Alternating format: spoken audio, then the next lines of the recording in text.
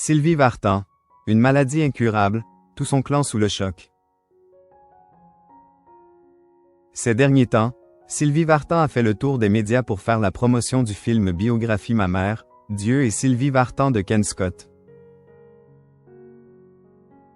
Si dans la lumière, tout semble aller pour l'artiste de 80 ans, dans l'ombre, la mort est venue frapper sa famille. Le 26 janvier dernier, les fans de Sylvie Vartan et de nombreuses personnalités ont fait le déplacement au Palais des Congrès de Paris pour assister aux adieux à la scène de la chanteuse de 80 ans. Un tout dernier concert de 3h30 et au cours duquel, la star des années yéyé a interprété ses plus grands tubes.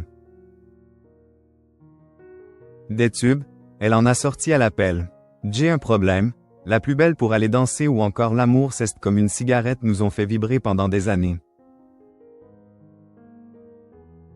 Depuis, l'artiste n'a pas disparu pour autant. La retraite, ce n'est pas pour tout de suite. En effet, récemment, la maman de David et Darina a d'abord reçu des mains de son fils une victoire de la musique pour l'ensemble de sa carrière et, en plus, a fait beaucoup de promotions. Et pour cause, depuis le 19 mars, l'ex de Johnny Hallyday est à l'affiche du film biographique Ma mère, Dieu et Sylvie Vartan dans lequel elle joue son propre rôle.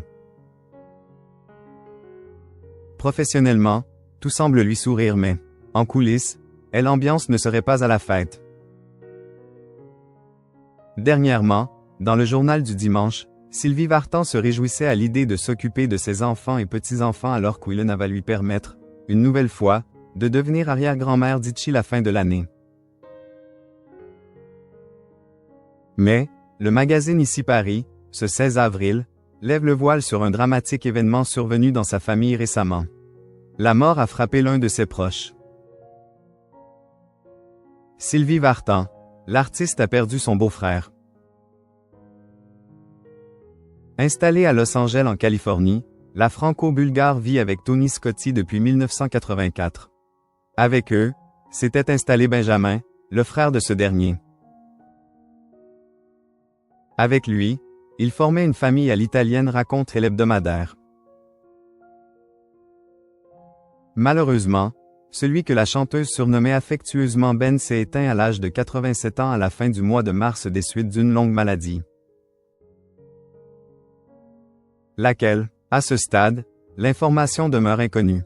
Quoi qu'il en soit, c'est une terrible nouvelle d'autant que Sylvie et son compagnon étaient très soudés avec l'ancien producteur de films.